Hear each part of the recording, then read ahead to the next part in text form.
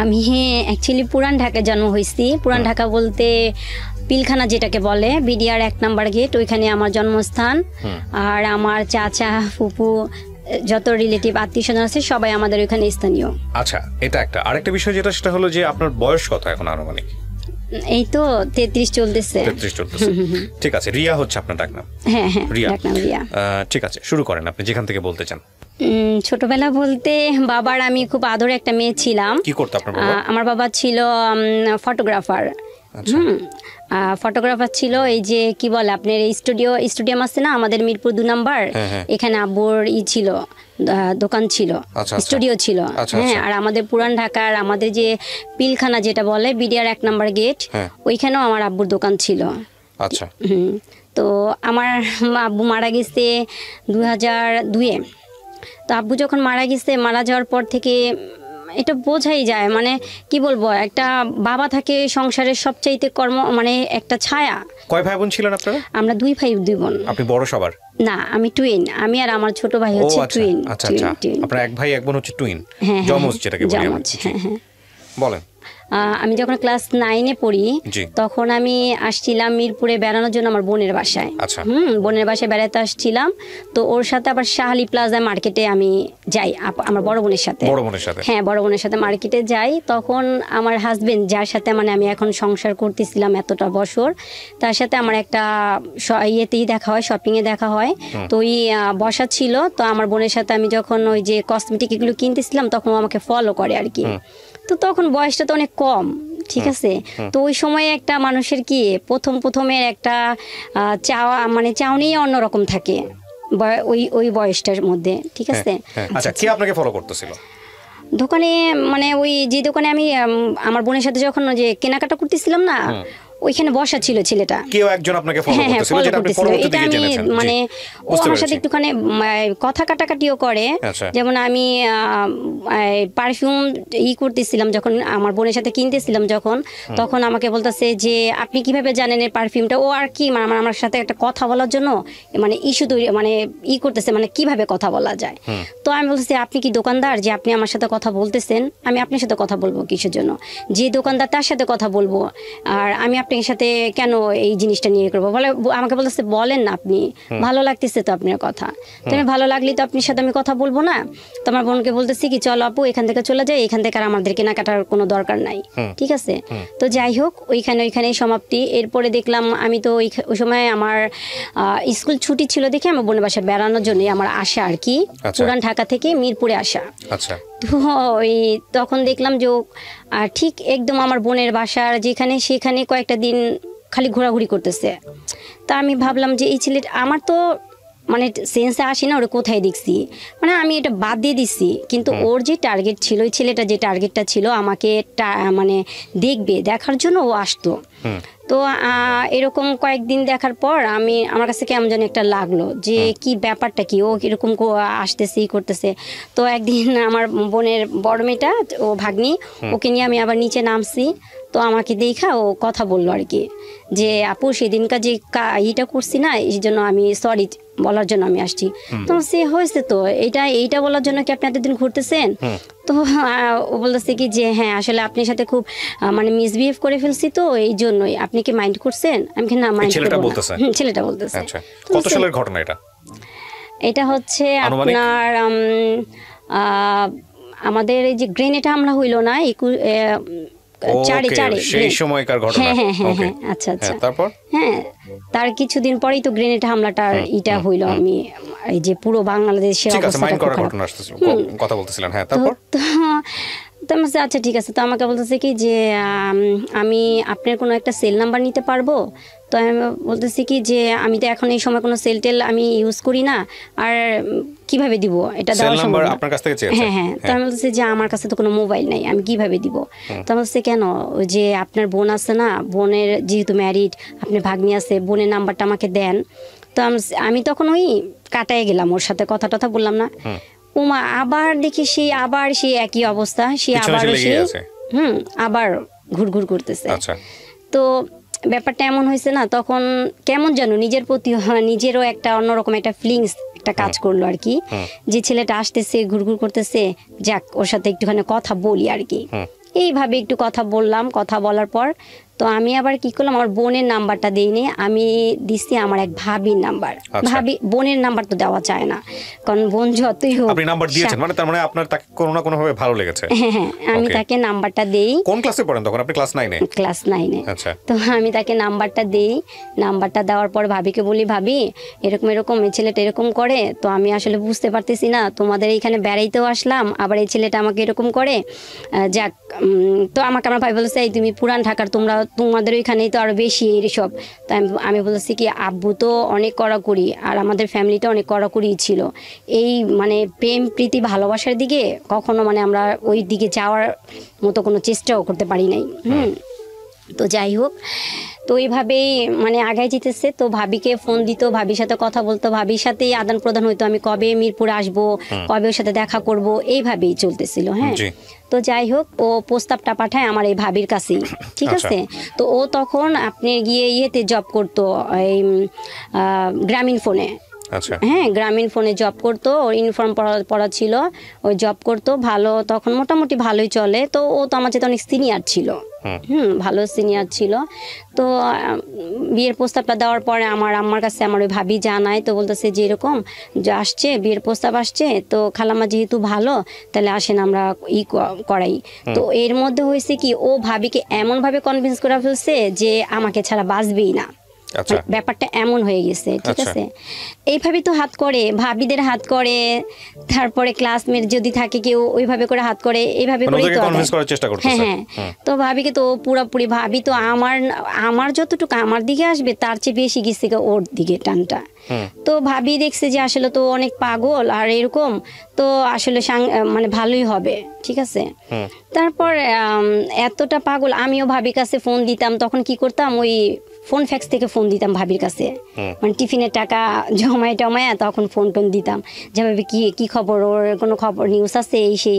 হ্যাঁ, ভাবি বলতো যে এটা বলছে ওইটা বলছে, এই কথাগুলি হইতো আর কি আমার এই। তো যাই হোক, বিয়ের ব্যাপারটা আপনার ফ্যামিলি কিভাবে নিল, রাজি হলো? তারপর রাজি হইলো, রাজি হওয়ার পরে আমাদের বিয়েটা হইলো, মানে মোটামুটি ঘরোয়া টাইপের। মানে আপনার ফ্যামিলি রাজি হয়েছে? ওই সময়টাতে কি করতো, কোনো কিছু করতো ছেলে? হ্যাঁ, তখন ওই ফোনে জব করতো। ফোনে জব করতো? হ্যাঁ। কি হিসেবে ছিল ও?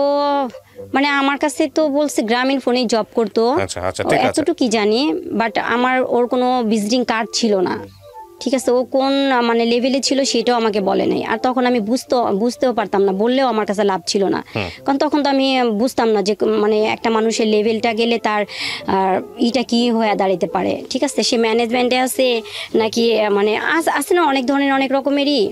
তো যাই হোক, তো এভাবেই গেল। তো বিয়েটা হওয়ার পর, কত সালে বিয়ে হলো আপনাদের? 2004-এ। 2004-এ, হ্যাঁ। 4-এ বিয়ে হলো। তো বিয়ের পর 7-8 মাস পরে আমার বড় মেয়েটা কনসেপ্ট করলো।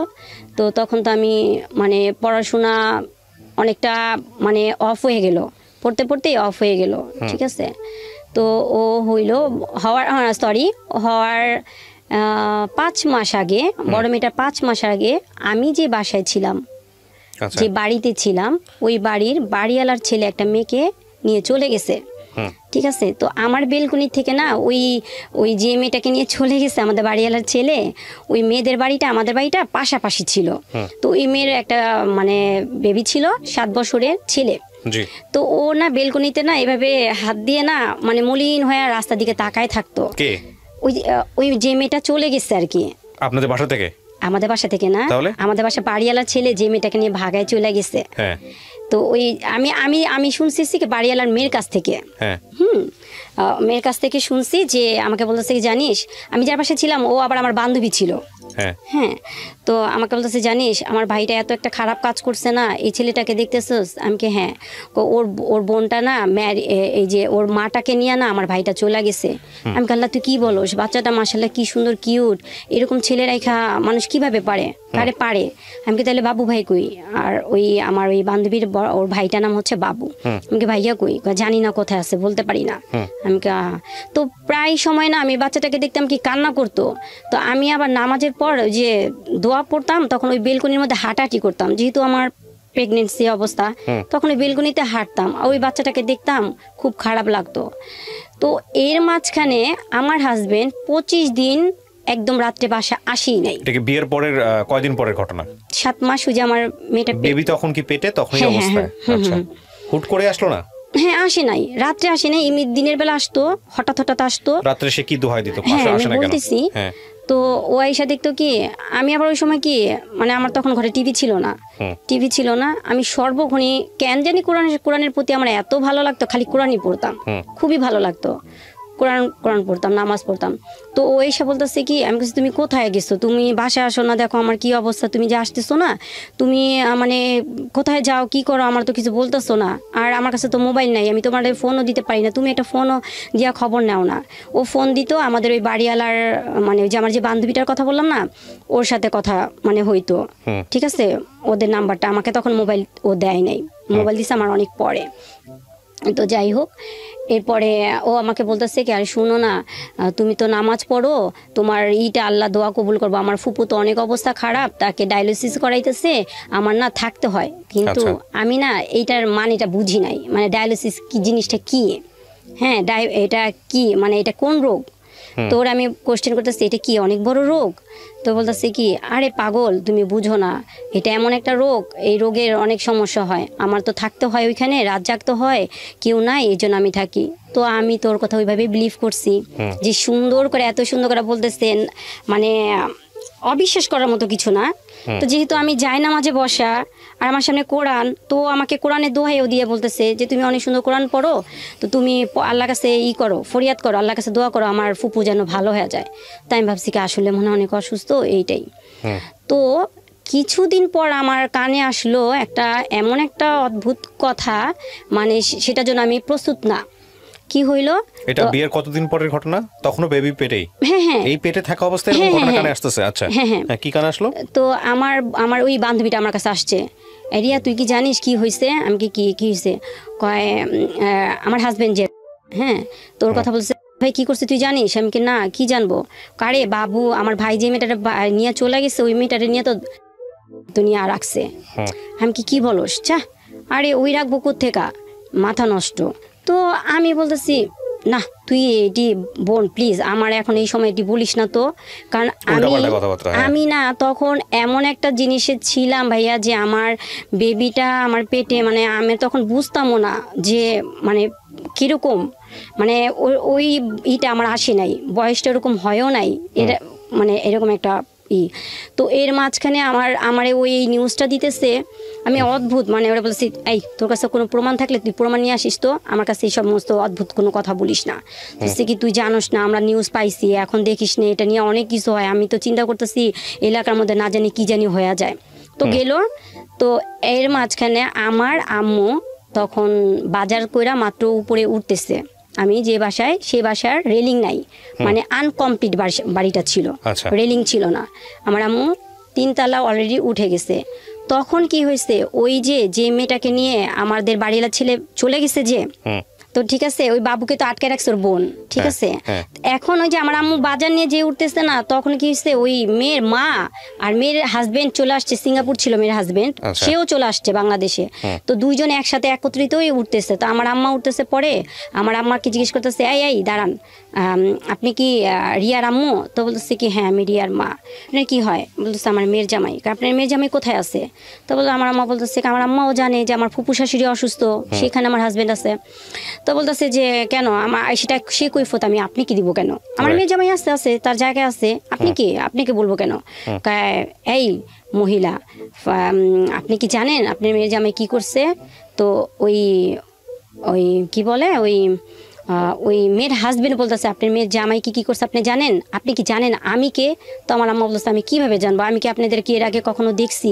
আর আমাকে পরিচয় না দিলে, আর আপনারা তো একটা জিনিস বেয়াদবি করতেছেন, বলা নাই, জানা নাই, শোনা নাই, আপনারা এরকম ব্যবহার করতেছেন, এটা খারাপ করতেছেন না, আপনি পরিচয় দেন আমাকে।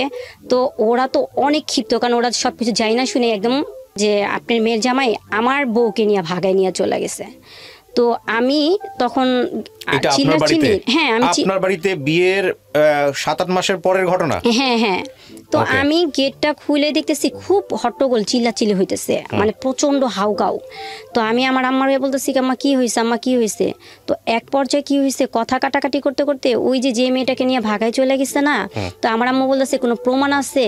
তো ওরা কি করছে, ওরা তো সব প্রমাণ নিয়ে আসছে। রাজ নাকি ড্রেস কিনছে যেখান থেকে, সেগুলি ওরা ফলো করছে।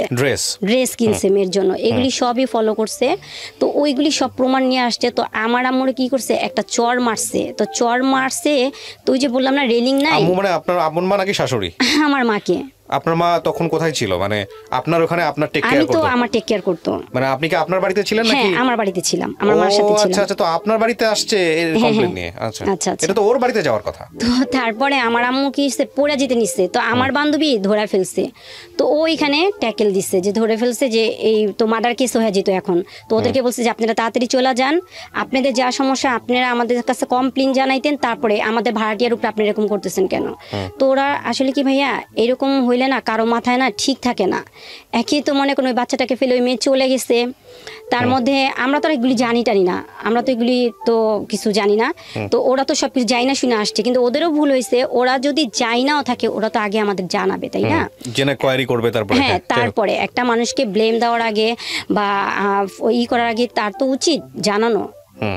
তো ওরা এটি কিছু করে নাই। তো যাই হোক, এরপর কি হয়েছে, ওই আমার হাজবেন্ড ওর এক ফ্রেন্ড, তো ও আবার আমাদের বাসায় আমার বিয়ের পরে আসছিল। তো আবার আমার বাসাটা আমি যেখানে ছিলাম মিরপুর 11, ওইটা বাস স্ট্যান্ডে ছিলাম। তো বাস স্ট্যান্ড চেঞ্জ করে তো ভিতরে গেছি, তো ওর কাছে তো ছিল আমার কি বলে ওই বাড়িওয়ালাদের নাম্বার। তো আমার সাথে একদিন রাস্তা দেখা হয়েছিল, পরে আমার বলছে ভাবি বাসা চেঞ্জ করছেন, বাসা তো চিনি না, তো বাসা যাবো কিভাবে করে? তো কি যেন মনে করে আমি না ওই বাড়িওয়ালাদের টিএনটি নাম্বারটা দিয়ে দিই। তো ওই ছেলে কি করছে, আমার ননদের বাসায় গেছিল, যাওয়ার পর দেখে এই মেয়েকে। তো বলতেছে কি, আমার ননদ বলতেছে কি রাজ ভাইয়ের ওয়াইফ এটা। তো বলছে কি ব্যাপার, মানে দেখার পর সালাম দিচ্ছে। তখন বলতেছে আমার ননদকে জিজ্ঞেস করছে কে? তো বলছে এটা তো ভাইয়ার ওয়াইফ। তো বলতেছে ভাইয়ার ওয়াইফ মানে কার? বলতেছে কি রাজের। তো আমার আমার হাজব্যান্ডের ফ্রেন্ড বলতেছে যে কিভাবে, আমি তো এই মেয়েকে দেখি নাই। আর আমার হাজব্যান্ড কিন্তু আমি কি বলবো, হ্যাঁ বলেন। আমার হাজবেন্ড যে এখানে একটা জিনিস করছে যে ওর ফ্যামিলি থেকে কাউকে নিয়ে আসে নাই। ওর ফ্রেন্ড আইনা বোন জামাই সাজায়া আমাদের বিয়েটা কাবিনটা হয়। ও তার মানে আপনার বিয়ে তো একটা ঘাপলা ছিল, পারিবারিক ভাবে একটা ঘাপলা ছিল। এইগুলো খুব নোট করার মতো পয়েন্ট। আচ্ছা হ্যাঁ, তারপর তো আমি তো আমার ননদকে দেখি নাই, আর ওরাও আমাকে দেখে নাই। ও তখনও আপনি হলো শ্বশুর বাড়িতে যান নাই? ও দ্যাট ইজ দ্য ফ্যাক্ট। ওকে আচ্ছা আচ্ছা, যাই নাই। এরপরে কি হয়েছে, তারপরে আসলো আমার ওই কি বলে ওই ফ্রেন্ড ও আসলো আমাদের বাসায়। আসার পর আমার আম্মাকে বলার পর বাড়িওয়ালাকে বললো। তো বলার পর বললো যে এইখানে একটা কথা আছে, মাঝখানে ফেলে দিছি। আমাদের পুরান ঢাকায় কালচারে একটা নিয়ম আছে, মানে যে কি বলে 7 মাসে একটা মানে অনুষ্ঠান হয়, হ্যাঁ সাতসা বলে। তো আমার এক অনুষ্ঠানটা খুব বড় সড়ো করে করা হয়, খুব বড় সড়ো করা হয়। আমার যে মেজো মামা আমাকে খুব বেশি আদর করতো। তো মেজো মামা আবার আমাকে তখন 3 ভরির মধ্যে একটা নেকলেস দেয় আমাকে। নেকলেস দেয়।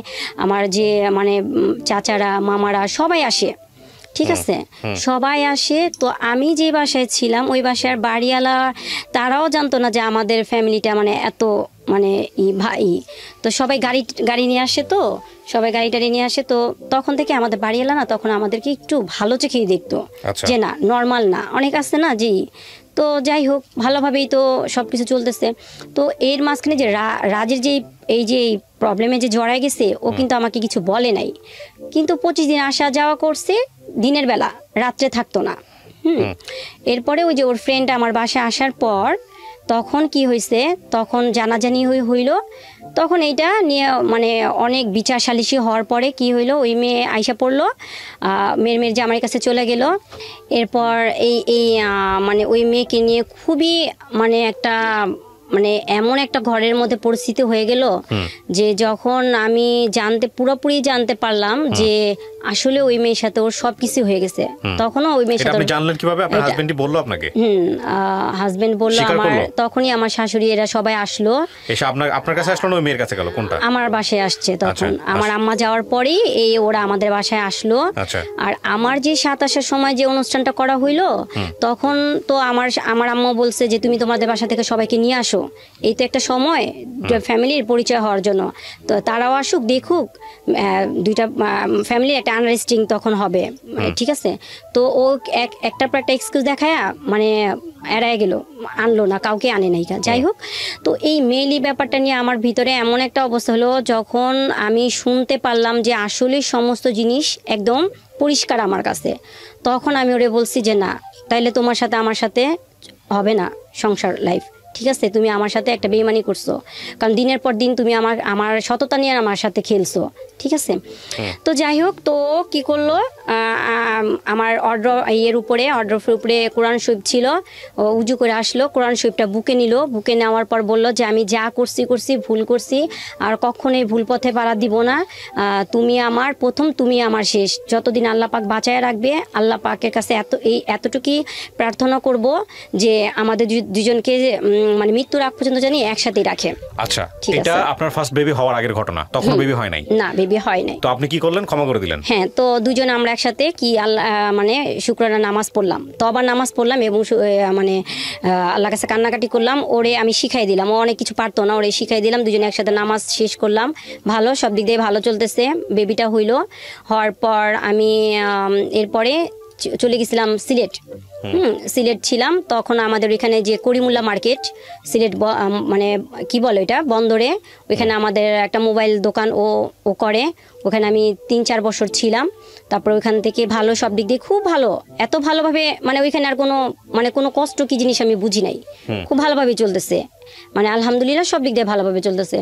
তো এর মাঝখানে আমি আবার ঢাকা ব্যাক করলাম। ঢাকা ব্যাক করার পর আমার আম্মু আবার টাকা দিল, তখন আমি কামরাঙ্গীচর ছিলাম, তখন ওকে একটা মোবাইল সার্ভিসিং একটা দোকান করে দিল।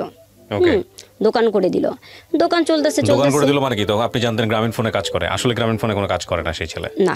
বিয়ের পরে আপনি বুঝলেন এগুলো সব ভুয়া ছিল, ঠিক আছে। তো ও ঘুমাই থাকে 1-2টা পর্যন্ত, সবসময় ঘুমায় থাকতো। তো ওরা আমি বলতাম যে তুমি এত মানে এরকম অলস কেন, তুমি যাও না, করো না, তাহলে কিভাবে চলবে এরকম।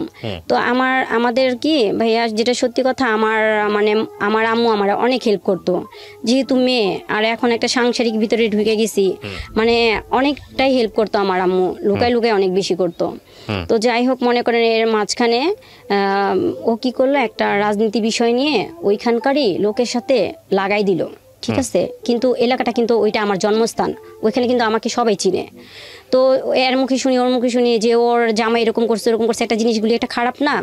তখন কি করলাম, আমার আম্মুকে জানাইলাম, জানানোর পর আমি আবার মিরপুর ব্যাক করি, 11তে ব্যাক করি। সেই সময় ওই বাসার ভাড়া, মানে আমি যে চলে আসছি রানিং, মানে চলতেছে 12 তারিখ, ওই সময় চলে আসছি। তো ওই সময় তো বাড়িওয়ালা ছাড়বে না, ভাড়া টাড়া দিয়ে চলে আসে পড়লাম, এখানে এসে মানে থাকলাম, আর মানে ভালো মতোই চলতেছে। এর মাঝখানে কি বলে আপনার 2018-তে, এই যে 2018-তে চিকুনগুনিয়া জ্বর হইল, মানে পুরো দেশ তো অবস্থা অনেক খারাপ, ঠিক আছে। আর আমার হাজব্যান্ড একটা প্রবলেম আছে, ওর প্রত্যেকবার মানে বছরে 3-4বার করে জ্বর আসে, আর এই জ্বরটা এমনই আসতো একদম 15-16 দিন, মানে কমতো না, 15-16 দিন থাকবেই তার জ্বর, ঠিক আছে। মানে এত খারাপ জ্বর, মনে হয় আমি মানে ডাক্তার দেখতাম না, ডাক্তারও বলতো কি এরকম কেন, 4-5 এরকম এসে পড়তো জ্বরের মানে তাপমাত্রা এরকম। তো জ্বর আসলে না, ও একদম পুরো বাচ্চাদের যেত খারাপ করতো, দেখা গেছে ওই বিছানা নষ্ট করে ফেলতো, বমি করতো, বমি আসতেছে, আমি বলছি দাঁড়াও কিছু নিয়ে আসতে ও খাটের মধ্যেই বমি টমি করে ফেলছে, ঠিক আছে। ওগুলি আবার আমি পরিষ্কার করতাম, তো এটা কষ্ট হইতো না। হ্যাঁ, রাগারাগি হাজব্যান্ড ওয়াইফের সাথে হবে না কেন, হবে, কিন্তু সেরকম রাগারাগি আমার সাথে ওর সাথে কখনই হইতো না, যে সে মিথ্যা কথা বলবো না, সবসময় ভালো ছিল। এরকম মনে করেন যখন যদি আমিও যদি অসুস্থ হইতাম বা আমার বাচ্চারা অসুস্থ হইতো, যদি ডক্টরের কাছে যাওয়ার প্রয়োজন হইতো, যাইতাম, যদি কোনো টেস্ট দিত, ভাইয়া বিশ্বাস করবেন না যে ইঞ্জেকশন পুশ করার আগে টেস্টের মানে ওর ব্যথা লাগতেছে, পারে না এত বেশি দেখাইতো আপনাকে যে ভালোবাসে, এরকম করতো। এই আপনি কি এরকম করে দিলেন কেন, ব্যথা পাইছে না, ওর ব্যথা লাগতেছে না। তখন ওই লোকটা ওই মানে ওই নার্স বলতো যে আশ্চর্য ব্যাপার, যাকে দিছি তার কিছু হইতেছে না, আপনি কেন এরকম এক্সাইটেড, মানে এরকম কেন, এরকম। আমি তো ওর বুঝাইতাম, তুমি এরকম করো কেন, তুমি একটু থাকো না, তুমি এরকম সব জিনিস নিয়ে এরকম করাটা কি তোমার ঠিক, তুমি কুল থাকো, আমার জিনিস আমি দেখবো। আচ্ছা গেল। তো চিকুনগুনিয়া যে জ্বর, মানে যে পুরো দেশের যে ভয়াবহ অবস্থা, তখন ওর চিকুনগুনিয়া জ্বর হয়। তখন আমি ওরে নিয়ে সরোয়ার দিতে যাই। আচ্ছা, ওকে যখন আমি শরীরটা মুছিতে যাই, তখন দেখি যে ওর মানে শরীরে যে বিশেষ মানে অংশটা, সেখানে মানে এমন একটা ঘা হয়েছে, মানে দেখে আমার শরীর কাটা মানে শিহর উঠে গেছে, যেটা কি। তো আমি জিজ্ঞেস করলাম যে তোমার এটা হয়েছে, তুমি আমাকে বলবা না? তো ও আমার কি করছে, রাখো রাখো সরো, তোমার এখানে পরিষ্কার করতে হবে না। তো আমি তোমার স্ত্রী, আমি কেন করব না, তোমার প্রবলেমটা কি, আমি তো সব কিছু করতেছি। তো যাই হোক, তো সরর দিতে নিয়ে গেলাম। তো চর্ম বিভাগ যে ডক্টরটা, ওনার কাছে আমি গেলাম। যাওয়ার পরে আমি বলতেছে আপনি কি হন ওনার? আমি বলছি ওয়াইফ। তো বলছে আচ্ছা একটু ওয়েট করেন, আমি দেখি। তো উনি ভিতর থেকে দেখে আসার পরে আমাকে বলতেছে যে আপনি কি ওনার ওয়াইফ? আমি বলছি হ্যাঁ। তো বলছে ওনার সাথে কি কোনো মেয়ের কোনো সম্পর্ক আছে? তো আমি বলছি না, কি বলেন, আল্লাহ মাফ করুক, আস্তাগফিরুল্লাহ আমি বলতেছি। তো বলতেছে তখন বলতেছি কি আপনি কি জানেন নাকি, আপনি আগে আগে কথা বলতেছেন? আমি কি না, কেন, আমি ওর ওয়াইফ, আমি জানবো না কেন? তো তখন উনি না একটু রাগ হয়ে গেছে, ডক্টর মানুষ তো। তো বলছে কি চেয়ারে কি আপনি বসা না আমি বসা? এখন উনি জানে কি প্রয়োজনটা ওইখানে পাইছে, আমি তো ভাই আসলে বুঝতে পারতেছি না। তো উনি আমাকে বুঝায়, তখন খুব রাগ হয়ে গেছে। যখন আমি বারবারই ওরে মানে আমি আমার দিক দিয়ে আমার হাজবেন্ডকে আমি সাফাই গায়ে ওরে মানে ক্লিয়ার করার চেষ্টা করতেছি, কিন্তু ডক্টর তো ওনারা একটা ডক্টর মানুষ, ওনারা তো এমনি এমনি ডক্টর হয়নি, তাই না? ওনারা তো ওর প্রয়োজনটা দেখেই তো বুঝতে পারছে। তো আমাকে অনেকগুলি মেডিসিন দিয়ে দিল, কিভাবে ওয়াশ করতে হবে, কিভাবে কি করতে হবে, এবং আমাকে বলে দিল যে আপনি কিন্তু কোনো রকমই ওনার সাথে এখন মেলামেশা করবেন না, ঠিক আছে? ওনার ভিতরে যে কোনো একটা জিনিসের উনি কোথাও না কোথাও গেছে, সে খারাপ জায়গা থেকে ওর এই প্রয়োজনটা আসছে এবং এটা হয়েছে। এটাকে আমরা এসটিডি বলি, যেটাকে বলি সেক্সুয়াল ট্রান্সমিটেড ডিজিজ, যেটা ডাক্তার উনি বললো, ওনার কথা যদি সত্য হয়ে থাকে আর কি। ঠিক আছে। তো যাই হোক, তো আমি খুব মানে বাসা আসার পর না আমার ভিতরটা মানে তারপরেও নিতে পারতেছিলাম না যে ওই কিরকম করে। হ্যাঁ, আমি আমার মতো করে নর্মালি ভাবে সুন্দর করে ওরে ড্রেসিং করাইতাম, তারপরে কুলারটা ছাইরা দিতাম, ঘরে বাচ্চাদের অন্য রুমে রাখতাম ওরে ওর মতো। কারণ ওরে যখন ওয়াশ টশ করাইতাম না, তখন অনেক জ্বালা পোড়া করতো, প্রচন্ড জ্বালা পোড়া করতো। তো ওরে ফ্যানের বাতাসে ওইটা আমি আবার করতাম। তখন আমি বলতাম তোমার কি খারাপ লাগতেছে, খারাপ লাগতেছে, জিজ্ঞেস করতেন না ওকে যে কেন তুমি, তোমাকে ডাক্তার এটা কি বললো? হ্যাঁ, ওরে আমি বলছি, ওরে আমি বলতাম। তো বলতো কি আরে তুমি জানো না ওই ডাক্তাররা সাইকো, তো মানে উল্টা পাল্টা তোমার, মানে ও কিন্তু আমাকে একটা অন্ধকার জগতে আটকায় রাখছিল ভাইয়া, ঠিক আছে?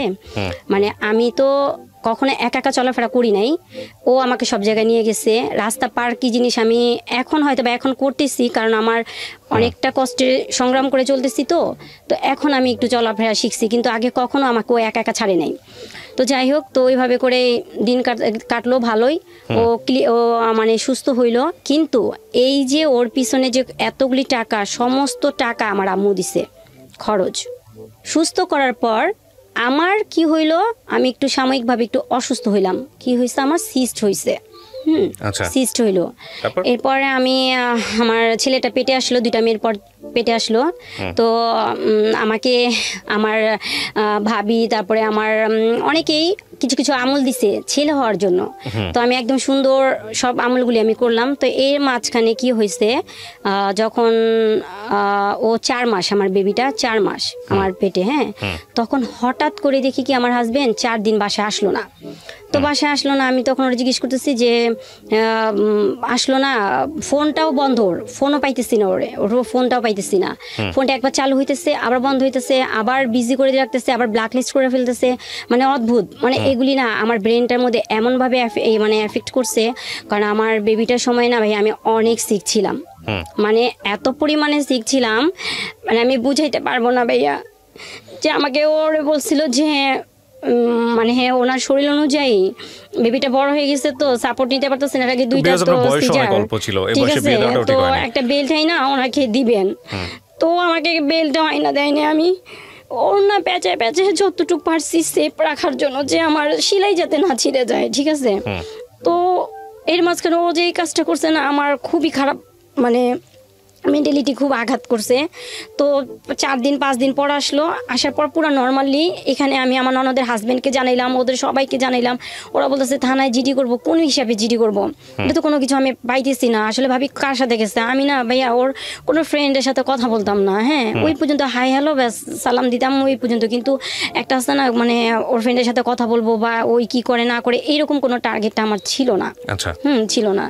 তো আমাকে সবাই জিজ্ঞেস করতেছে কিভাবে কি করা যায়। তো আমার আম্মা বারবার ফোন দিতেছে, মা তুমি তোমার দিকে তাকাও, বাচ্চার দিকে তাকাও, যেহেতু তোমার 2টা মেয়ের পর ছেলে আসতেছে, তুমি তো তোমার আব্বুকে হারাইছো, তো তোমার তো বাবা আসতেছে, তুমি এইখানে খেয়াল করো। তো যাই হোক, তো আসলো, আসার পরে সে নর্মালি ওয়াশরুমে চলে গেছে। 4 দিন পর আসার পর সে ডাইরেক্ট ঘরে ঢুকেই ওয়াশরুমে চলে গেল। তো আমি তখন আর ওর সাথে কোনো কথা বলি নাই, কেন ওর মতো ওরে ছেড়ে দিচ্ছি। এরপরে মাঝখানে আমার অবস্থাটা খুবই খারাপ হয়ে গেল। আমি ডক্টরের কাছে গেলাম, আমার ব্লাড টেস্ট আসলো, হিমোগ্লোবিন পয়েন্ট চলে আসছে 7। তো আমাকে বলেছে আপনি কিন্তু ডোনার ঠিক রাখেন, আপনি কিন্তু পজিশনটা কিন্তু খুবই মানে ক্রিটিক্যালি পর্যায়ে চলে আসছে।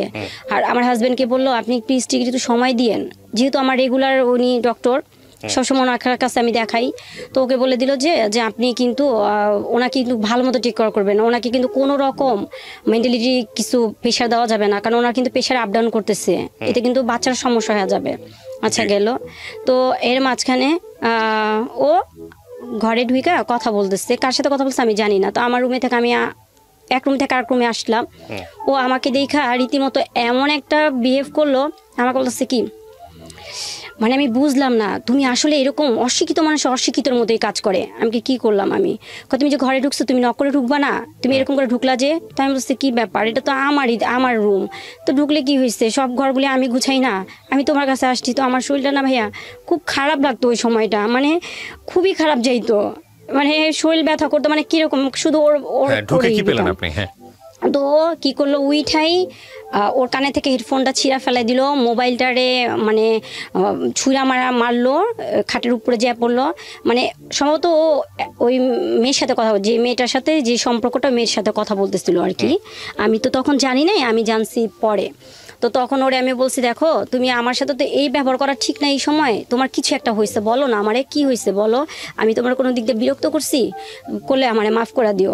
তুমি ইম্পর্টেন্ট কথা বলতেছিলা, তাহলে আমাকে তুমি বলতা, তাহলে আমি আসতাম না। তো আমি আর বলতে পারি নাই যে আমার একটু তোমার কাছে না থাকতে ইচ্ছা করতেছিল, এই জন্যই আসছি, কিন্তু সেটা আমি বলি নাই। আমি আমার মতো করে আমি আমার বেডরুমে চলে খুব কান্না করছি। তো এর মাঝখানে 2-3 দিন পরে সেই লোক আবারও 4 দিন আসলো না, 4 দিন আসে নাই। তো যখন আসছে আমি এর মাঝখানে আমার শরীরটা খুব খারাপ হয়ে গেল, ডাক্তারের কাছে আবার আমার বড় বোন আমাকে চেকআপে নিয়ে গেলো, আমার ননদ চেকআপে নিয়ে গেলো, খুবই অবস্থা খারাপ, ওর ফোন বন্ধ। তো আসছে ওর সাথে ওকে আমার ননদ এরা সবাই খুব বললো যে বকাঝকা করলো যে কী ব্যাপার আপনি ভাবির এই অবস্থা রেখে আপনি যে চলে যান, মানে কোথায় যান, ও ব্যাপারটা কোনো কিছু নেয় নাই। তো আমার আবার খুব রাগ লাগতেছে, ও আসুক ওর সাথে আমি কথা বলবো, এটা ওর ভাই বোন ওকে যা বলছে, কিন্তু আমি ওর সাথে ক্লিয়ার কথা বলবো, প্রবলেমটা ওর কোথায় যা দাঁড়াইছে। তোরে কথা বলার পর ও কী করলো, এক পর্যায়ে আমাকে খুব জোরে একটা ধাক্কা দিল, ঠিক আছে। তো ধাক্কাটা আমি যাই আমার কি বলে যে স্টিল আলমারির ওইখানে যায়, মানে পুরো শরীরে প্রেশারটা যায় না ভাইয়া, মানে এইভাবে আমি ধাক্কাটা খাইছি, ঠিক আছে, ঝ্যাঁ পড়ছি। তো ওইখান থেকে পড়ার পরে ছিল আমার এই যে ড্রেসিং টেবিলটা, ওইখান থেকে আবার ব্যাক করে ড্রেসিং টেবিলে এসে পড়ছি, ঠিক আছে। তো কত জোরে আমাকে ধাক্কা দিছে। তো ধাক্কা দেওয়ার পরে ও আইসা বলতেছে কি বোঝো না যে আমি কি বলতে চাই, তুমি কেন আমাকে ডিস্টার্ব করো। তো আমি বলছি যে তুমি কি, মানে সেদিন খুব কথা কাটাকাটি হয়, 1 পর্যায়ে 2 পর্যায়ে মনে করেন এমন অবস্থা হয়, তখন আমার প্রচন্ড মানে পেইন শুরু হয়ে যায়। তো আমাকে হসপিটালে নিয়ে যায়। এটা আমার থার্ড বেবি। Third baby. তো ডক্টরের কাছে যাই, যাওয়ার পরে দেখেই তো ডক্টর হতভম্ব, কারণ এখনও সময় আমার হয়নি, অনেক সময়ের বাকি। ওনারা আমাকে বলতেছে যে আমরা কিভাবে করাবো, এখন তো সময় হয়নি এই বাচ্চা তো আমরা টিকাইতে পারবো না। তো আমি বলতেছি যে আপনি কি কোথাও ব্যথা পাইছেন, উনি আমাকে বলতেছে যে আপনি এরকম সমস্যা হইতেছে, ব্লিডিং হইতেছে, অলরেডি আমার ব্লিডিং শুরু হয়ে গেছে, হ্যাঁ পানি টানি ভাঙতেছে, ব্লিডিং শুরু হয়ে গেছে। তো আমি বলতেছি, আমি তখন হাইড করতেছি, ডাক্তারের কাছে তো আর কিছু বলা যায় না, ঠিক আছে। তো ডাক্তার ওরে বললো যে আপনি খুব তাড়াতাড়ি 4 ব্যাগ ডোনার রেডি করেন, হ্যাঁ ওনার অবস্থা অনেক খারাপ, খুব তাড়াতাড়ি ডেলিভারি করাইতে হবে, এবং বাচ্চা খুব তাড়াতাড়ি ওরে ওই যে ইয়েতে রাখতে হবে, কাচের রুমে রাখতে হবে, ঠিক আছে। তো এগুলি বললো। তো আমাকে সেদিন রাত্রে অবজারে রাখলো, যেহেতু আমার বাচ্চাটা 33 উইক, হ্যাঁ, আনপ্রিপেয়ার বাচ্চা, ফুসফুসের কার্যকারিতাটা কিন্তু তখন হয় নাই। তো ওরে বলে দিল যে আপনি সকালের দিকে চলে এসে পড়বেন আমার এই হসপিটালে, ইসলামিয়াতেই। আমার এই হসপিটালে কিন্তু বাচ্চার এটার ব্যবস্থা নাই, আপনি অন্য কোথাও নিয়ে যেতে পারবেন, জাস্ট আমরা ডেলিভারির পরে বাচ্চাটা আমরা আপনার হাতে দিতে পারবো, এছাড়া আর কিছু করতে পারবো না, আর আপনি সকালবেলা চলে আসে পড়বেন। এটা আমার ডক্টর যে আমাকে দেখতো সে ওরে বলে দিছে। সেই মানুষ সারা রাত তার মোবাইল এঙ্গেজ। এখানে আমার মানে যতটা সময় চলে যেতেছে অতটা সময় আমার খুব মানে খারাপ পর্যায়ে চলে যেতেছে। যাই হোক, বেবিটা লাস্ট ফিনিশিং এ বাঁচাতে পারি নাই, মারা গেছে বেবিটা। মানে ওর এই আচরণের কারণে মানে খুবই দুঃখজনক। ওরে ডাক্তার বলছে 8:30টার দিকে আসতে, ও আসছে 2:30টার দিকে, 2:30টার দিকে আসছে। তখন আমার অবস্থা খুবই খারাপ। কত সালের ঘটনা এটা? এটা 2019 সালে, এই 2 বছর আগের। হ্যাঁ, খুবই অবস্থা খারাপ। মানে আমি নিতে পারতেছি না, অক্সিজেন চলতেছে কিন্তু আমার মানে টেম্পারেচার কমে যেতেছে। তো আমার বড় ভাই আমাকে বলতেছে কি যে আমার মাথায় হাত বুলায় বলতেছে কি, আপুরে তুই একটু আমার দিকে তাকা, তুই একটু আমার কাছে বল, আমি তোরে নিয়ে যাই, আমি তোরে কোলে করে নিয়ে যাবো, তুই রাজের জন্য অপেক্ষা করিস না, তোর অবস্থা অনেক খারাপ। কারণ আমাকে নিয়ে বোর্ড মিটিং বসছে তো ডক্টররা, তো বলতেছে যদি এই রুগী মারা যায় তাহলে আমাদের হসপিটালের জন্য একটা খারাপ একটা রেকর্ড হয়ে যাবে, কারণ এখন পর্যন্ত এরকম রুগী মারা যায়নি, ঠিক আছে। তো আমার ভাইয়ের সাথে ওর রাজিকে তো পাইতেছে না, জানাবি তো হাজবেন্ডকে, এখন হাজবেন্ডও আসতেছে না। তো আমার বড় বোনকে জানাইছে, আমার বড় ভাইকে জানাইছে। তো আমার খুব ওইখানে না খারাপ লাগতেছে কি ও আসে না কেন, ও আসুক, ও আসলে আমার ডেলিভারিটা আমি করাই ফেলবো। বাসায় আমি তো 25 দিন পরে জানতে পারলাম যে আমার বেবিটা নাই। তখন আমার কি বলে ওর মোবাইলে একটা ফোন আসে, ফোনটা এরকমই ছিল, ওই মেয়ে ফোন দিছে, ফোনটা আমি রিসিভ করি। আমার হাজবেন্ডের মোবাইলটাতে এমনভাবে আমার কাছে হাইড করে রাখতো, ওয়ার্ডরোবের ভিতর তালা মারে রাখতো, বা কিচেন রুমে মানে লুকায় রাখতো, যাতে আমার কাছে না পড়তো, ওর মোবাইলটা আমার কাছ পর্যন্ত না আসতো, এরকম। তো সেদিন কি আল্লাহর কি অশেষ রহমত, সেদিন আমি ওর ফোনটা পাওয়ার পর দেখি কি ওই মেয়েটা বলতেছে খারাপ ভাষা গালি দিতেছে, তুই কি খালি ঘুমাইতে থাকোস, তোর জন্য আমি ওয়েট করতেছি, তুই কখন আমাকে নিয়ে যাবি। তো আমি একটা মেলি কণ্ঠ, ও কোথায় ছিল তখন? ঘরে শোয়া ঘুমাচ্ছিল। আমি তখন হতভম্ব যে কি, হাউ ইজ পসিবল, আমার হাজবেন্ডের মোবাইলে একটা মেয়ে তারপরে এইভাবে কথা বলতেছে, এটা তো মাইনা নেওয়ার মতো না। তো ওরে আমি জিজ্ঞেস করলাম এই মেয়েটা কে, তো আমরা বলতেছি কি, আপনি মেয়ের সঙ্গে কথা বলছিলেন না? না কথা বলতে পারিনি, কারণ ও কেটে দিচ্ছে, আর আমার হাজবেন্ডের মোবাইলটা তো পাসওয়ার্ড দেওয়া, আমি তো খুলতে পারি নাই। হ্যাঁ, এমনি এর আগে আমার কাছে মোবাইলটা থাকতো, যখন এই মেলি ব্যাপারে ও যখন মানে হয়েছে তখন থেকে এই মোবাইলটাই আমার ঘরে ছিল প্রথম ইস্যু, ঠিক আছে। তো যাই হোক, এরপরে দিয়ে ওরে জিজ্ঞেস করলাম, ও বলতেছে কি আমার মাথায় আঙ্গুল দিয়া গুতা দিয়ে এইভাবে মানে করে, আরে তুই তো একটা সাইকো হয়ে গেছিস, ওই যে বাচ্চা মরে গেছে না, মারা যাওয়ার পর থেকে মানে মাথায় শুধু সবসময় ওলট পালট জিনিস, কে ফোন দিবে আমারে, পাগল। এখন তো আমি কারোর কাছে প্রমাণও দিতে পারতেছি না, কারণ মোবাইলটা তো আমার কাছে না, আমি কারে কি বলবো। সেদিন অনেক কিছু হয়েছে, যাই হোক, এরপরে এটা এখানে শেষ। আমার শাশুড়িরা আসলো, বুঝাই দিল। এরপর আমি ওরে নিয়ে কবরস্থান যাই, সেদিনই আমার ফার্স্ট কবরস্থানে যাওয়া, আমার ছেলের কবরস্থানে যাওয়া। তো ওরে যাওয়ার পরে সেখানে আমি ওরে বলতেছি, দেখো এই যে কবরস্থানটা দেখতেছো, এটা বিশাল একটা জায়গা, কিন্তু এই যে কবরের ভিতরটা দেখতেছো খুব ছোট্ট একটা জায়গা। হ্যাঁ, এখানে যার ইমান আর আমল নিয়েই সবাই আসবে, এখানে কিন্তু ওইভাবেই করে কবরটা তার জন্য মানে সুরক্ষিত করা হবে, যার যেরকম মানে আমল থাকবে, ভালো দিক থাকবে। তো এটাই আমাদের শেষ একটা ঠিকানা। তোমাকে একটা প্রশ্ন করি, তো বলতেছে হ্যাঁ করো। আমি কি তুমি কি কোনো ব্যাপারে কারোর সাথে ইনভলভ হয়েছো? যদি আমি তো ওরে কখনো নাম ধরা ডাকি নাই, আমার বড় মেয়ের নাম দিয়ে ওরে ডাকতাম। তো বলতেছি রাজনাব্বু দেখো, তোমার কাছে আমার শেষ একটা ইচ্ছা, আমি তো তোমার কাছে সংসার লাইফে এরকম আমার কিছু চাই নাই, এটা আমার একটা মানে ধরো তোমার কাছে এটা চাওয়াই, তোমার যদি এরকম মনে হয় না যে তুমি আমাকে দিও, আর যদি মনে হয় দেওয়ার দরকার নেই তাহলে চলে যাও। সেটা হচ্ছে তুমি যদি কারোর প্রতি ইনভলভ হয়ে যাও তাহলে তুমি এইখান থেকেই চলে যাও, আমি তোমার ব্যাকে ডাকবো না। হ্যাঁ, এই কবরস্থান তো এখানে আমি আর তোমার সাথে এখানে আমার শেষ, এখানেই, কারণ এই জায়গায় আমাদের সবার আসতে হবে। ও কি করছে ভাইয়া, আমার শ্বশুর মারা গেছে, তার 10 দিন পরে তো আমার ছেলেটা মারা গেছে, এখানে কিন্তু আমার শ্বশুরও মারা গেছে। আমার ছেলেটা যে মারা গেল না, তার 10 দিন আগে আমার ছেলেটা, এই আমার শ্বশুর মারা যাওয়ার 10 দিন পর আমার ছেলেটা মারা গেছে। তো 2টা কবরের মধ্যে এইভাবে হাত রাখলো, হাত রেখে বলতেছে দেখো এখানে আমার ছেলে, এখানে আমার বাবা, বিশ্বাস করো তুমি ছাড়া আমার লাইফে কোনো মেয়ে আসে নাই। আর এই আমি 2টা কবরের মধ্যে হাত রেখা বলতেছি, এই কসম খাইতেছি তুমি আমার বাচ্চাদের কাছ থেকে আমার দূরে সরাই দিও না, আমাকে তুমি দূরে করো না, আমাকে তুমি আর একটা সুযোগ দাও, আমার যা হয়েছে হয়েছে, আমি ওইটা শেষ করে দিচ্ছি। হ্যাঁ, তো আমি ওরে বিশ্বাস করলাম, বিশ্বাস করার পরে ওরে আবার সে আগের মতো ঘরে জায়গা দিলাম। কিন্তু এরপর থেকে শুরু হইতে থাকে মানসিক নির্যাতন, শারীরিক নির্যাতন, মানে মেন্টালিটি এইগুলি কি আমি দেখতেছি মেয়ে অনবরত ওকে ফোন দিতেছে, ও ফোনে কথা বলতেছে, আবার আমি ওকে জিজ্ঞেস করে বলতেছে যে না তুমি কি দেখো, এটা তুমি ভুল দেখতেছো। কিন্তু ওই যে প্রবলেমটা আমাদের কোথায় তা জানো ভাইয়া। তারপরে কিছুদিন পরে দেখলাম ওর মানি ব্যাগে একটা লাভ লেটার, ঠিক আছে, ওইটা নিয়ে একটা শুরু হইলো দ্বন্দ্ব। এটা কি? তো বলতেছে এটা কি, আমি জানি না তো এটা কি, তারিখ ডেট সব দেওয়া, মানে কিভাবে লিখছে, মানে একটা ইয়াং জেনারেশনের ছেলে মেয়ে যা লেখে আর কি, সেভাবে ওয়ার্ডগুলি ওখানে লেখা করা। তো আমি ওরে বলতেছি, মানে দিনের পর দিন যেতেছে, ওরে বোঝার চেষ্টা করতেছি দেখো তোমার 2টা মেয়ে আছে, হ্যাঁ তুমি বাচ্চাগুলির দিকে তাকাও, তুমি ব্যাকে আসো, হইছে ভুল হইতেই পারে, মানুষ মাত্রই ভুল, তুমি ব্যাকে আসো, তুমি অন্তত বাচ্চাগুলির দিকে তাকাও, তুমি ওদের দিকে তাকায় তুমি দেখো ওদের লাইফের কথা চিন্তা করো, তুমি এটা ফালায় দাও, ঠিক আছে। ওরে আমি কোনো রকমই এখানে ব্যাক করাইতে পারলাম না। ও রীতিমতো মনে করেন একটার পর একটা মানে এই মন চাইতেছে, ও আসতেছে না, মোবাইল অফ করে রাখতেছে, আবার আসতেছে, মানে প্রতিনিয়ত আমাকে মেন্টালি টর্চারিং, ঠিক আছে, যেটা আমি কারো কাছে প্রমাণ দেওয়ার জন্য একটা প্রমাণ যে রাখবো সেটা করতে পারতেছি না। তবে ও যে বাসায় আসে না, এইটা মানে সবাই এটা উপলব্ধি করতে পারতেছে। তো এর মাঝখানে আরেকটা জিনিস হয়েছে যে আমার বড় ভাইয়া আছে না, বড় ভাইয়া ওরে দরজা ভিড়ায়া 2টা পা প্যাচে আমার বড় ভাইয়া বলতেছে ভাইয়া আমি তো আপনার ওয়াইফের বড় ভাই, হ্যাঁ যদিও আমি আপনার বয়সে ছোট, কিন্তু সম্পর্ক দিক দিয়ে কিন্তু আমি আপনার সম্বন্ধী।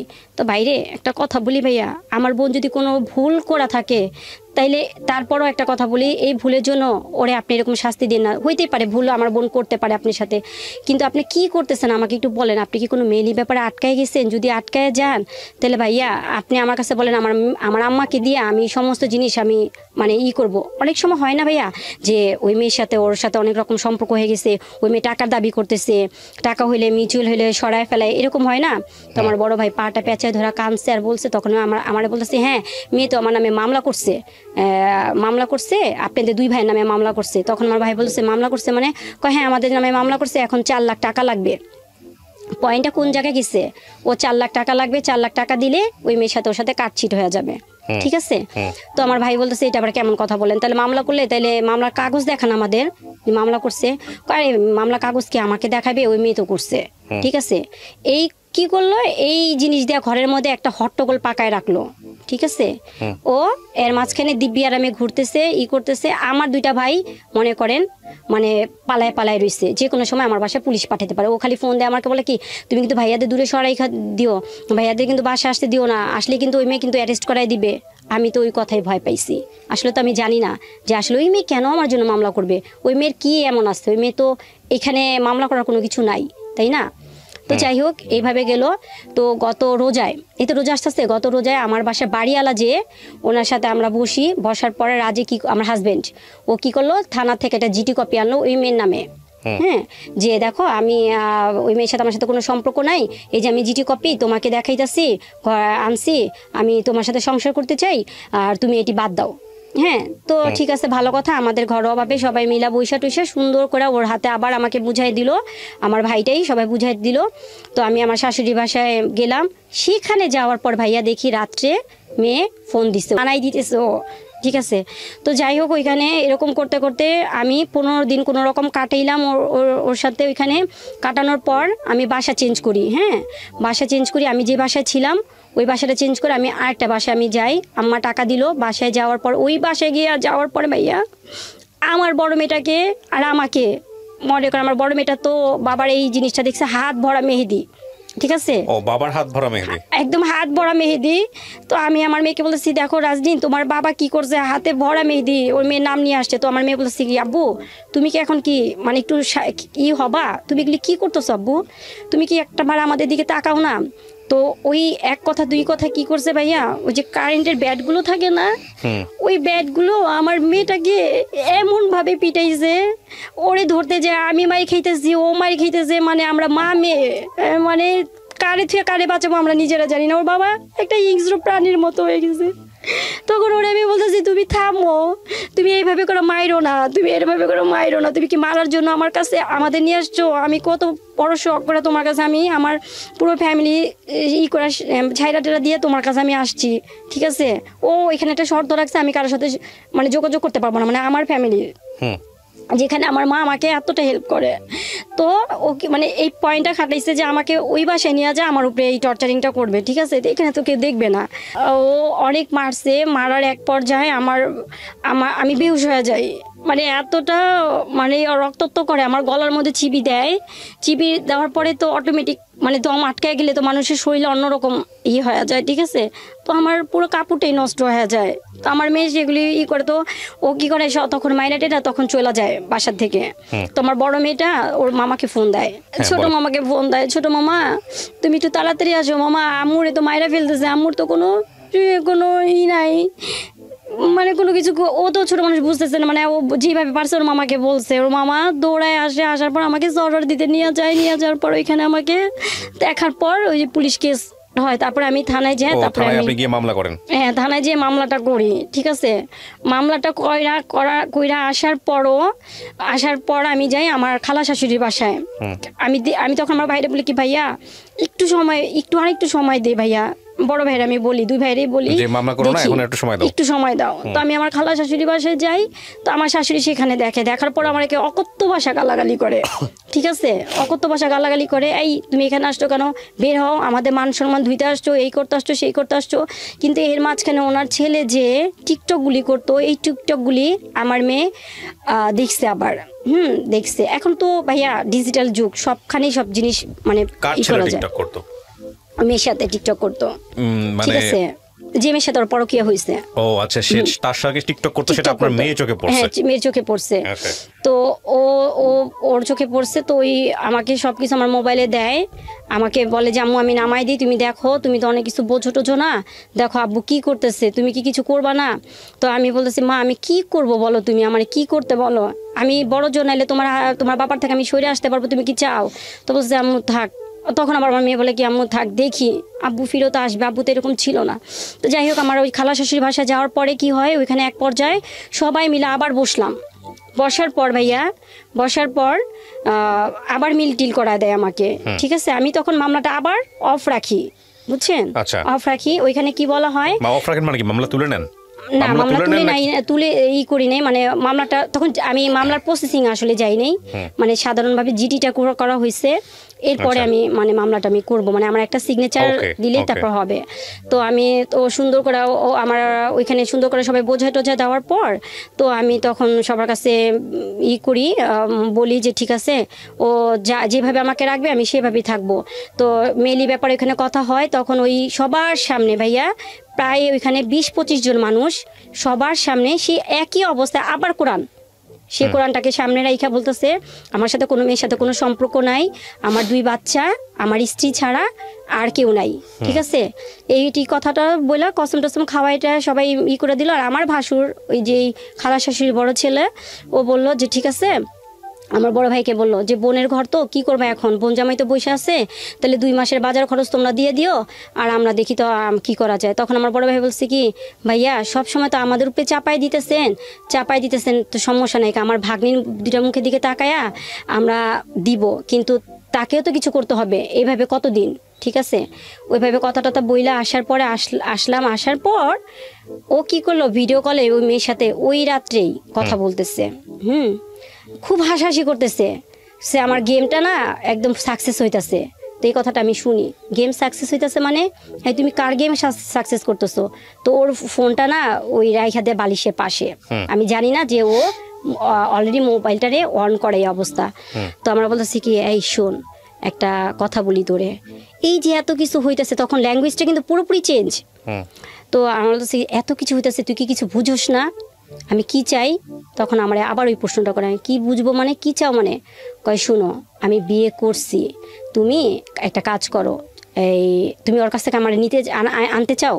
তো আমি সেটা কেমন কথা বলো, তুমি বিয়ে একবার বলো করছো, একবার বলো করো নাই, এগুলি কেন এই হেজিটেশনের মধ্যে রাখো কেন, তুমি কি চাও? তো বলতেছে কি, ওরে ছাড়তে গেলে না 6 লক্ষ টাকা লাগবে। আমার বড় ভাইকে কিন্তু কিছুদিন আগে কিন্তু বলছে, ওই যে মামলা করছে 4 লক্ষ টাকা কিন্তু দাবি করছে, এখন আবার বলতেছে 6 লক্ষ টাকা। 2টা পয়েন্ট কিন্তু আপনি দেখেন ভাইয়া। হ্যাঁ, তো আমি বলতেছি 6 লক্ষ টাকা মানে, এই তুমি কি পাগল হয়ে গেছো? আমরা খাইতে পারতেছি না, থাকতে পারতেছি না, আমি মার কাছে কিভাবে আর হাত পাতবো? বড় মুখ করে তোমার সাথে আসছি। কয় কি, শোন, আমার যদি পাইতে চাস 6 লক্ষ টাকা আন, কোনো ব্যাপার না, ওই মেরে আমি ফালাই দিব, তোরে আমি এই যে একদম রানীর হালে রাখবো। তো আমি বলছি কি, শুনো, আমার আছে না লবণ দেওয়া ভাত খাওয়া, ডাল দেওয়া ভাত খাওয়াও, আমি ওই মেয়ে না যে কারো কাছে যা কিছু বলবো, ঠিক আছে? তুমি কিন্তু এতদিন শুধু আমার ভালোবাসাই দিছো, বিনিময়ে কিন্তু তুমি কোনো অ্যাসেট আমাদের জন্য তৈরি করো নাই, যেটা তুমি আমাদের জন্য ফিউচারে ভাইবা রাইখা দিবা। তো আমাদের তো অবস্থা এখন করুণ দশাই। তো আমার কী স্বপ্ন দেখো, এই সব স্বপ্ন আমাকে দেখায়ও না, তুমি ওর কাছে আসবা কি আসবা না সেটাকে বলো। তো এক পর্যায়ে সেই রাত্রে ও মনে করেন রান্নাঘর থেকে বটি আনছে, ঠিক আছে, বটি আনছে, তারপরে ওড়নাটারে খুব ভালোভাবে করে হাতে পেঁচাইতেছে আমাকে। তো আমি তখন ওই দৃশ্যটা দেখার পর না, আসলে ভাইয়া যে মানুষটা আমার এতদিনের লাইফ পার্টনার, একটা ভালোবাসার মানুষ ছিল, প্রথম তো ভালোবাসার মানুষ, তারপরে এসেছে সন্তানের বাবা, আমি কার বুকে মাথা রাখছি, কার সাথে সংসার করছি, আমি নিজেই মিলাইতে পারতেছি না। যে আমার মানে বর্তমান প্রেক্ষাপটে এমনই হইতেছে যে জিরো, আমি সব দিক দিয়ে মানে আমার মানে শেষ, ঠিক আছে? তো ওর ওই ভয়ঙ্কর ইটা দেখা আমি রীতিমতো আপসেট, ঠিক আছে, আপসেট। তো তখন এমন একটা হয়েছে যে মানে ও অলরেডি আমারে মারবেই। তো তখন ওই সময় কোনো রকমই করে ঠান্ডা করলাম। ঠান্ডা করার পরে ওই যে পরে আবার যে আমার মেয়েটা যখন যে টিকটকটা দেখলো না, টিকটক নিয়ে যখন কথা বললো, কথা বলার পর তখন ওই যে আমাকে আর আমার বড় মেয়েটাকে মানে বেধম পিটায়, ঠিক আছে, মানে খুবই মারে।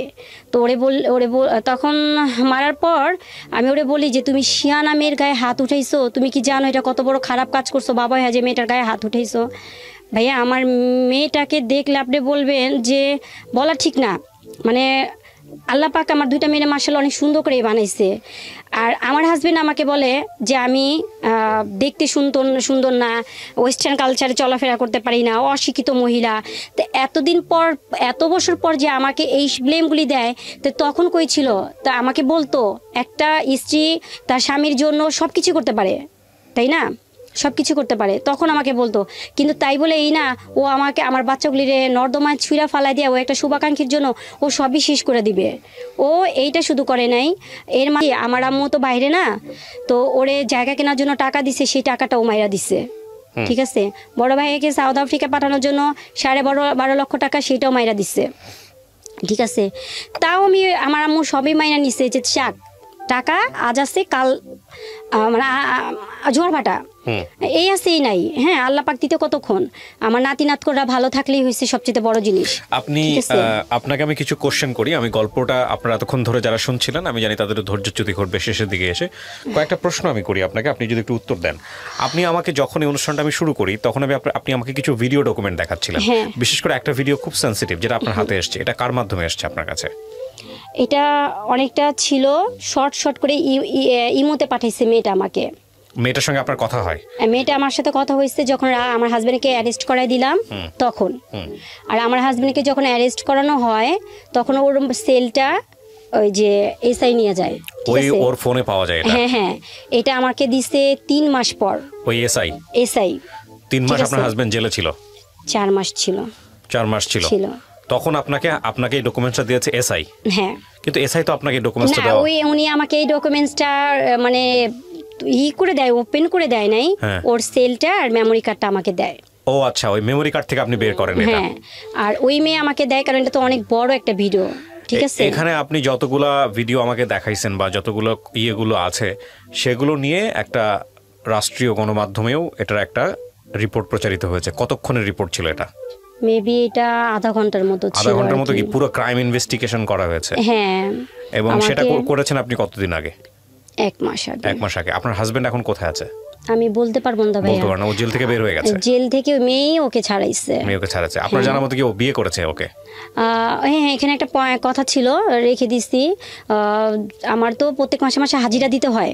হ্যাঁ, হাজিরা দিতে হয়। আপনার কেন হাজিরা দিতে হবে? আপনার বিরুদ্ধে মামলা করেছে? না, আমি বাদী, আমার যেতে হয় আর কি। আমি গত 2 মাস আগে খবর নিতে হয় আর কি। হ্যাঁ, 2 মাস আগে আমার 2টা বেবিকে নিয়ে আমার যেতে হয়েছে, তো ওদেরকে নিয়ে গেছি। তখন ওরা হাজিরা দেয় নাই? হ্যাঁ, তখন মেয়ে আসে নাই। ওর লয়ার মেয়ের নামে মামলা করেছে? হ্যাঁ, ওই লয়ার বারবারই বলছে যে বিবাদীর সাথে এই মেয়ের সাথে কোনো সম্পর্ক নাই। আপনার মামলাতে আসামি করেছেন কাকে আগে? আমার হাজবেন্ডকে আর ওই মেয়েকে। ওই মেয়ের প্রপার ঠিকানা আপনি বের করতে পেরেছিলেন?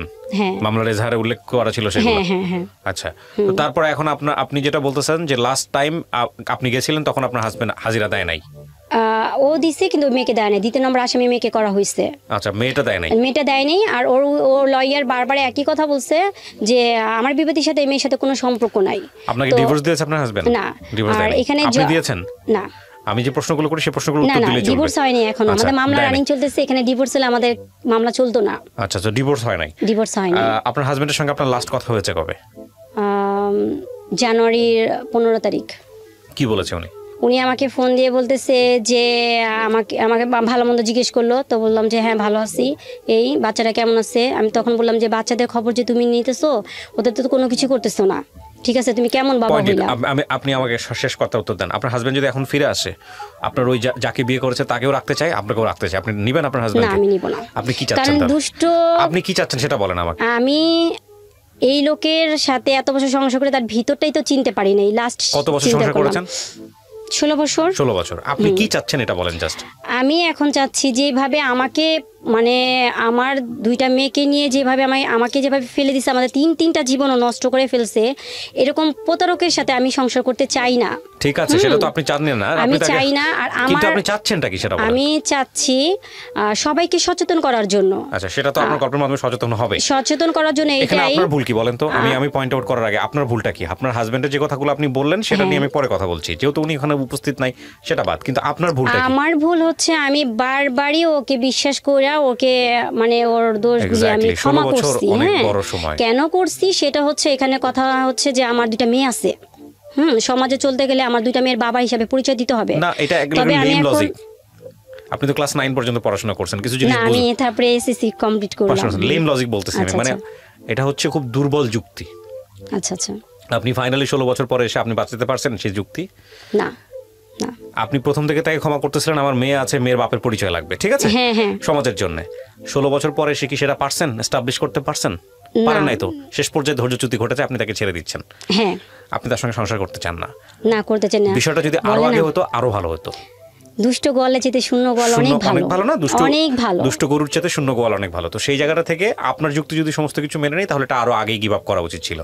আমি এই দুজনকে নিয়ে কোনো মন্তব্যই করতে চাই না। কেন করতে চাই না তার প্রধানতম কারণ হলো এটা আপনি বলে গেলেন বা আপনার মতো করে একপাক্ষিকভাবে আপনি বলে গেলেন, সেখানে বাকি দুজনের কোনো কথা আমি এই পর্যায়ে আনতে পারিনি। যে দুজনকে নিয়ে আপনি আনলেন তাদেরও জীবনে হয়তো অনেক কিছু বলার আছে, সেই জায়গাটায় আমি যেতে চাই না। তবে এটা ঠিক প্রথম স্ত্রী থাকার পরে একটা কারণই এনাফ। প্রথম স্ত্রী থাকার পরে দ্বিতীয় যদি কোনো মানুষকে তার জীবনে নিয়ে আসে, সেটা যদি আপনার সঙ্গে এক লুকোচুরি করে হয়, অন্যায় করে হয়, তাহলে যত যুক্তি নিয়েই সে খারাপ হোক না কেন, একটা লাইনই এনাফ, সে দোষী, আর কিছু লাগবে না। তো সেই জায়গাটা থেকে সে দোষী। মানে আপনি যত কিছু বলেন সবকিছু যদি বাদ দিয়ে দিই, শুধু একটা যদি জিনিস যদি ধরি যে আপনাকে না জানায় সে কাজটা করেছে, কারণ আপনি যে ভিডিওটা আমাকে দেখিয়েছেন সেই ভিডিও দেখার পর আসলে কোনো সন্দেহ থাকে না সে এটার মধ্যে ইনভলভ, যদি উনি আপনার হাজব্যান্ড হয়ে থাকে।